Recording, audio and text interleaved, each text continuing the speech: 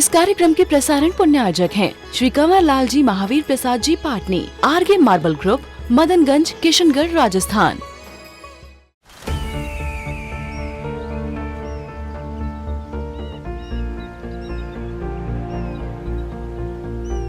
जो बनकर मेरा हमसफर आएगा, सिर्फ उसी को फर्क नजर आएगा। शुरू करो, डालो बुनियाद, घर महल नजर आएगा। वंडर लाइए, वंडर अपनाइए, फर्क नजर आएगा।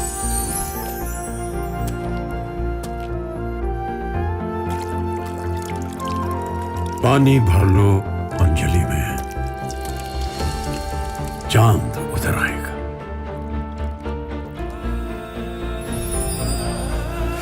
वंडर है ना, वंडर लाइए, फर्क नजर आएगा।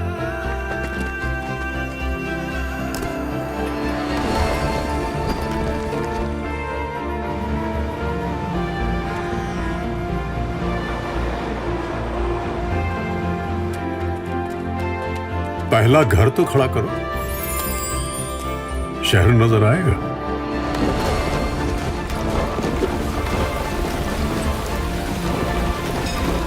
साल बरस और सदी नहीं, एक युग गुजर जाएगा। उम्र न पूछो वंडर की, जब फर्क नजर आएगा। वंडर सीमेंट, फर्क नजर आएगा। सामायिक क्या कहलाती है, सामायिक क्यों की जाती है, सामायिक कब की जाती है और सामायिक कहाँ की जाती है और सामायिक का फल क्या होता है।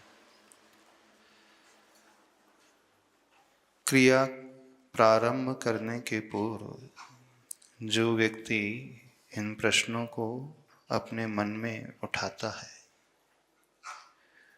नियम से वह सही फल को प्राप्त करने वाला होता है।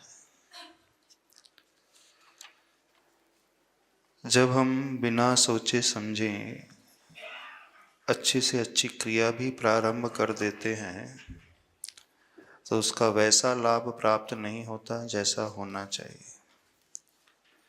इसी कारण हर जीव को अनंत काल निकल गए, धार्मिक अच्छी क्रियाएं करते हुए भी उसका कल्याण नहीं हुआ। पहली बार आप लोग व्रत पाल करके सामायिक कर रहे हैं ऐसा नहीं है। न केवल आप बल्कि हम सभी बिना सोचे समझे, बिना विचारे इस प्रकार की क्रियाएं करते चले जाते हैं। सामायिक क्यों की जाती है? सामायिक कर्मों की निर्जरा के लिए, जिनेंद्र भगवान के गुणों की संपत्ति को पाने के लिए, बोधि की प्राप्ति के लिए, अपने जीवन के उन दुखों को नष्ट करने के लिए। सामायिक क्या होती है? तो समता सामायिक नाम, मूल रूप से समता ही सामायिक कहलाती है। जब जब हम समता से स्खलित होकर के विषमता की ओर आ जाते हैं तो हम अपने स्वभाव से बाहर आ जाते हैं। सामायिक का अर्थ है समय की क्रिया, समय का अर्थ है आत्मा में रहना, आत्मा के स्वभाव में रहना। जब जब हम अपने आत्म स्वभाव से नीचे आ जाते हैं, वो विभाव की परिणति ही हमें दुखी बनाती है, दुख के कारण होती है। समता दो प्रकार से हो सकती है। एक तो प्रवृत्त्यात्मक समता, प्रवृत्ति कर रहा है व्यक्ति, मन वचन काय की क्रिया कर रहा है, लेकिन वहाँ भी साम्य भाव रख करके प्रवृत्ति करता है। पूर्ण निर्दोष सामायिक तो वो होती है जहाँ समस्त प्रवृत्ति को हम छोड़ देते हैं। काय की प्रवृत्ति भी नहीं होगी, यानी शरीर की कोई एक्टिविटी नहीं होगी, वचनों से भी हम कुछ कहेंगे नहीं और मन से भी हम सोचेंगे नहीं। अर्थात हम सिर्फ प्रेजेंट में, वर्तमान में रहेंगे। जहाँ करने रूप सारी क्रियाएं छोड़ दी जाती हैं, होने रूप क्रिया बस रह जाती है। अस्ति क्रिया जहाँ रह जाती है, करोति क्रिया जहाँ शांत हो जाती है, वहाँ सामायिक होती है। तो कल बताया था आचार्य भगवान ने जो हाइकू लिखा, सामायिक में कुछ न करने की स्थिति होती है। सामायिक में कुछ न करने की स्थिति होती है, अर्थात सामायिक में कुछ किया नहीं जाता, सामायिक में जिया जाता है। किया जाने वाला जो भी कार्य होगा, वहाँ व्यक्ति अपने स्वभाव से बाहर हो जाता है। सामायिक का फल जानते हो क्या है? सामायिक का फल बिल्कुल जो सिद्धों ने पाया, सिद्ध जैसी अवस्था हमें प्राप्त हो जाती है। सिद्धों का सुख तो सिद्ध बनकर के ही प्राप्त होता है, लेकिन सिद्ध भगवान कैसे रहते हैं तो उसका अभ्यास एक प्रकार से सामायिक में होता है। सिद्ध परमेष्ठी हमेशा अनंतानंत सुख का उपभोग करते हैं। व्यक्ति जब अपनी समस्त इच्छाओं को छोड़ देता है, डिजायर से ऊपर उठ जाता है, आसक्ति से ऊपर उठ जाता है, तभी वह पूर्ण सामायिक में आ सकता है। तो सामायिक करने के पूर्व यह समझना आवश्यक है कि सामायिक में बाधक कारण कौन से होते हैं और साधक कारण कौन से होते हैं।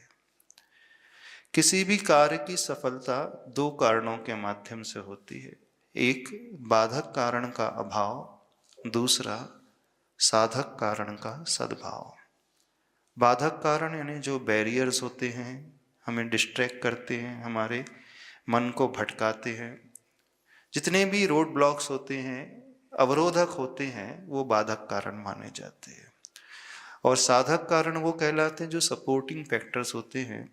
अपनी डेस्टिनेशन पहुंचने के लिए, अपनी मंजिल को पाने के लिए जितने भी सहायक तत्व हो जाते हैं, सहायक निमित्त हो जाते हैं, जो हमें सहायता प्रदान करते हैं अपनी मंजिल तक पहुंचने के लिए, तो उन्हें कहा जाता है साधक कारण। तो इस बात को अच्छे से समझे कि जब हम सामायिक करने बैठते हैं, अथवा आप प्रतिमाधारी श्रावक सामायिक करने बैठते हैं, तो सामायिक करने के पूर्व यह चिंतन करना आवश्यक है पहले कि सामायिक में बाधक कारण कौन कौन से होते हैं।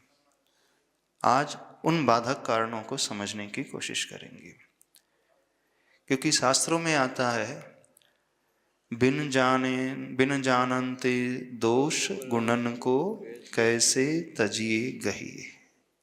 अर्थात जब तक हम दोष और गुणों को पहचानेंगे नहीं, तो हम ऊपर मंजिल तक नहीं पहुंच सकते हैं। दोष को पहचान करके ही हम उसे छोड़ते हैं। दोष हमारे लिए हे हैं, त्यागने योग्य हैं, और गुण अपनाने योग्य है। तो क्या छोड़ना, क्या अपनाना, क्या ग्रहण करना, ये तब संभव होगा जब हमें पता होगा कि ये दोष है और ये गुण है। तो दोष एक प्रकार से बाधक कारण हो गए और गुण एक प्रकार से साधक कारण हो गए। तो सामायिक में दोष कौन से होते हैं उसे समझे। कल एक श्लोक बताया था, आगम में श्लोक आता है, समता सर्वभूतेषु संयमे शुभ भावना आर्त रौद्र परित्याग तद्धि सामायिकम मतम। श्लोक लिख लो। समता सर्वभूतेषु, समता सर्वभूतेषु संयमे शुभ भावना आर्त रौद्र परित्यागस, आर्त रौद्र परित्यागस तद ही अथवा तद ही सामायिकम मतम। आर्त रौद्र परित्यागस तीसरा चरण। चौथा चरण है तद ही, यानी वही सामायिक मतलब सामायिक मानी गई है। 4 चरण है श्लोक में। समता सर्वभूतेषु अर्थात समस्त जीवों में, भूतों के अर्थ यहाँ पे जीव मात्र है, समस्त प्राणियों में मैं समता रखूं। संयमे शुभ भावना, संयम व्रत नियम जो हमने ग्रहण किए हैं उनके प्रति शुभ भाव हो। तीसरा चरण है आर्त रौद्र परित्याग, यानी आर्त और रौद्र ध्यान का परित्याग करना। तद ही वही सामायिक मानी गई है। अब देखिए श्लोक में आचार्य भगवान ने दोनों ही दोष और गुणों का विवक्ष वर्णन करके हमें क्या अपनाना है और क्या छोड़ना है बताया। तो सर्वप्रथम क्या अपनाना है ये नहीं होता है, सर्वप्रथम क्या छोड़ना है वह होता है। क्यों? क्योंकि अनादि काल से हर जीव का, हर व्यक्ति का परिचय किससे है? आर्ध्यान से, रौद्र ध्यान से, दोषों से, पापों से, गलत कार्यों से है। तो उसके संस्कार हर आत्मा में बड़े गहरे बैठे हुए हैं। किसी को सिखाना पड़ता है दोष क्या होते हैं, किसी को गाली सिखाना पड़ता है, किसी को क्रोध करना सिखाना पड़ता है, पाप करना सिखाना पड़ता है, किसी को नहीं सिखाना पड़ता। एक छोटा सा बच्चा है, जन्म लिया है, कषाय करना सीख जाता है, अभिमान उसको आ जाता है, वो भी रूठता है कि नहीं बच्चा? यदि उसके मन की बात नहीं हो तो क्या रूठ जाता है ना वो गोदी का बालक है, उसे किसने सिखाया अपनी मनमानी करना? अपनी बात कैसे मनवाई जाती है बताइए, किसने सिखाया? वो माँ दूध पिलाती है तो वो मुंह फेर लेता है। 4 दिन का बालक है, उसके अनुसार नहीं होता है, माँ अच्छे से उसे वात्सल्य नहीं देती है, माँ की आंखों में क्रोध होता है तो वो मुंह फेर लेता है। किसी ने सिखाया नहीं है। ये रूठने की प्रवृत्ति यानी अहंकार की प्रवृत्ति है, ये मान कषाय की प्रवृत्ति है। तो मान कषाय करना कोई सिखाता नहीं है। हर जीवात्मा के संस्कार अनादि काल से कषाय के भरे हुए हैं। तो दोषों से, पापों से परिचय सबका है। तो हमें सर्वप्रथम क्या करना है सामायिक में, ये ना समझ कर कि क्या नहीं करना है। जो व्यक्ति ये समझ लेगा वो बहुत अच्छे से सामायिक में प्रवेश कर जाएगा। तो क्या नहीं करना है? तो आचार्य भगवान कहते हैं आर्त ध्यान और रौद्र ध्यान का आलम्बन नहीं लेना है। जो आर्त ध्यान और रौद्र ध्यान से बच जाएगा अपने आप धर्म ध्यान में आ जाएगा, अपने आप उसकी सामायिक हो जाएगी। तो हम क्या करें उस ओर ज्यादा एफर्ट्स ना लगा करके क्या नहीं करें उस ओर एफर्ट बड़ी आसानी से लगाएंगे तो बड़ी आसानी से लक्ष्य तक पहुंच सकते हैं। तो दिन भर आप लोग क्या करते हैं? कौन सा ध्यान करते बताओ? धर्म ध्यान? नहीं, प्रतिमा ले ली तब दिन भर धर्म ध्यान ही होता होगा। होता है दिन भर? 3 ध्यान होते हैं। कौन से ध्यान होते हैं? आर्त ध्यान, रौद्र ध्यान और शुक्ल ध्यान, धर्म ध्यान। अच्छा, तो सबसे अधिक समय किस में जाता है? आर्त ध्यान में। धर्म ध्यान में नहीं जाता है, आर्त ध्यान में जाता है। कैसे? सबसे ज्यादा विकल्प में व्यक्ति उलझा रहता है।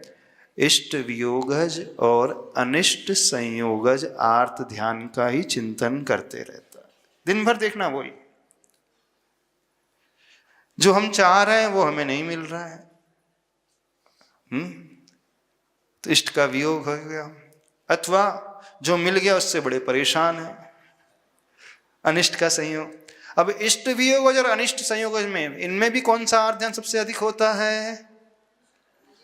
अनिष्ट संयोगज आर्त ध्यान सबसे अधिक होता है ना। स्वास्थ्य ठीक नहीं है, हम तो चाह नहीं रहते, अनिष्ट हो गया। पैसा कम है, अनिष्ट हो गया। पार्टनर ऐसा मिल गया है, अनिष्ट हो गया। कलीग है, अच्छे से बिहेव नहीं करता है, अनिष्ट हो गया। पड़ोसी लोग अच्छे से बात नहीं करते, ईर्ष्या करते हैं, ऐसे लोग मिल गए। अनिष्ट क्षेत्र मिल गया है, अनिष्ट काल मिल गया है, अनिष्ट द्रव्य मिल गया है। तो प्राय व्यक्ति दिन भर अनिष्ट संयोगज आर्त ध्यान में ही लीन रहता है। अब जैसे शास्त्रों में अनिष्ट संयोगज आर्त ध्यान कहा है, आज वर्तमान में उसे कहा जाता है कि व्यक्ति चिंता करता है। चिंता, एंजाइटी, शोक, भय, टेंशन, डिप्रेशन, ईर्ष्या, ये सब जो है अनिष्ट संयोगज के अंतर्गत आने वाली एक्टिविटीज हैं। ये ना, यदि आपको चिंता सता रही है कल क्या होगा, इसका मतलब है अनिष्ट संयोगज आर्त ध्यान।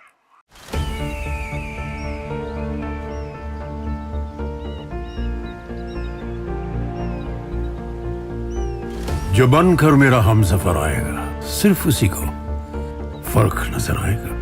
शुरू करो, डालो बुनियाद, घर महल नजर आएगा। वंडर लाइए, वंडर अपनाइए, फर्क नजर आएगा।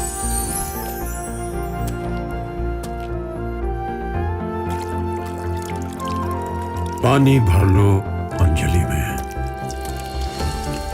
चांद उतर आएगा।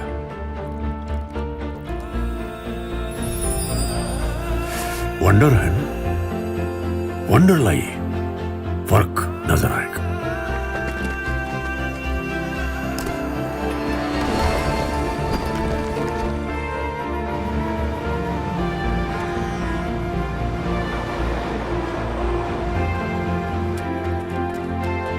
पहला घर तो खड़ा करो, शहर नजर आएगा।